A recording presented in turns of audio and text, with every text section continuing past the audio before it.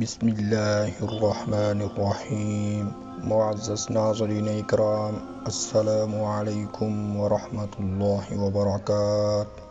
سیدنا یزید بن میسرہ رحمہ اللہ فرماتے ہیں، ہم سے پہلی امتوں میں سے ایک شخص تھا جس نے بہت زیادہ مال و متاع جمع کیا ہوا تھا۔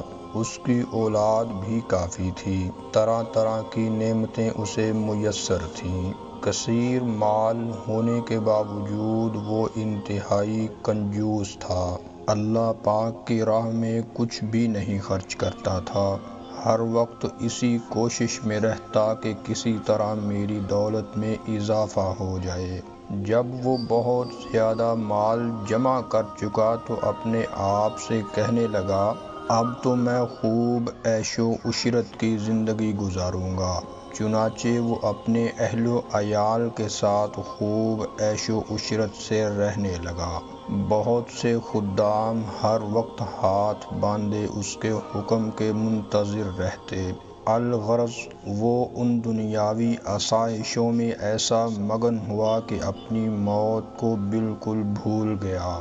ایک دن ملک الموت حضرت سیدنا عزرائیل علیہ السلام ایک فقیر کی صورت میں اس کے گھر آئے اور دروازہ کھٹکھٹایا۔ غلام فوراً دروازے کی طرف دوڑے اور جیسے ہی دروازہ کھولا تو سامنے ایک فقیر کو پایا۔ اس سے پوچھا، تو یہاں کس لیے آیا ہے؟ ملک الموت علیہ السلام نے جواب دیا، جاؤ اپنے مالک کو باہر بھیجو، مجھے اسی سے کام ہے۔ خادموں نے جھوٹ بولتے ہوئے کہا، وہ تو تیرے ہی جیسے کسی فقیر کی مدد کرنے باہر گئے ہیں۔ ملک الموت علیہ السلام یہ سن کر وہاں سے چلے گئے۔ کچھ دیر بعد دوبارہ آئے اور دروازہ کھٹکھٹایا۔ غلام باہر آئے تو ان سے کہا، جاؤ اور اپنے آقا سے کہو میں ملک الموت علیہ السلام ہوں۔ جب اس مالدار شخص نے یہ بات سنی تو وہ خوف زدہ ہوا اور اپنے غلاموں سے کہا، جاؤ اور ان سے بہت نرمی سے گفتگو کرو۔ معزز ناظرین، خدام باہر آئے اور حضرت سیدنا ملک الموت علیہ السلام سے کہنے لگے، آپ ہمارے آقا کے بدلے کسی اور کی روح قبض کر لیں اور انہیں چھوڑ دیں، اللہ پاک آپ کو برکتیں عطا فرمائے۔ ناظرین اکرام، ملک الموت علیہ السلام نے فرمایا، ایسا ہرگز نہیں ہو سکتا۔ پھر ملک الموت اندر تشریف لے گئے اور اس مالدار شخص سے کہا، تجھے جو وصیت کرنی ہے کر لے، میں تیری روح قبض کیے بغیر یہاں سے نہیں جاؤں گا۔ یہ سن کر سب گھر والے چیخ اٹھے اور رونا دھونا شروع کر دیا۔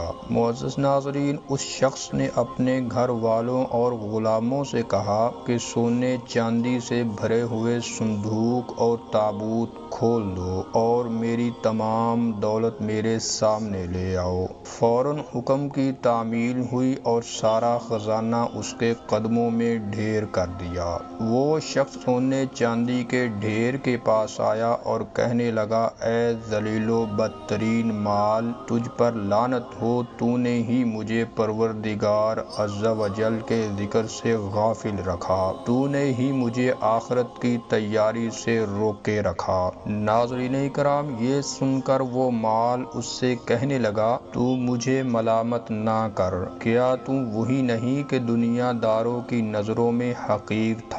میں نے تیری عزت بڑھائی، میری ہی وجہ سے تیری رسائی بادشاہوں کے دربار تک ہوئی، ورنہ غریب اور نیک لوگ تو وہاں تک پہنچ ہی نہیں سکتے۔ میری ہی وجہ سے تیرا نکاح شہزادیوں اور امیر زادیوں سے ہوا، ورنہ غریب لوگ ان سے کہاں شادی کر سکتے ہیں۔ اے بدبخت و بد نصیب انسان، یہ تو تیری بدبختی ہے کہ تو نے مجھے شیطانی کاموں میں خرچ کیا۔ اگر تو مجھے اللہ عز و جل کے کاموں میں خرچ کرتا تو یہ ذلت و رسوائی تیرا مقدر نہ بنتی۔ اے مغرور اور بد نصیب انسان، کیا میں نے تجھ سے کہا تھا کہ تو مجھے نیک کاموں میں خرچ نہ کر؟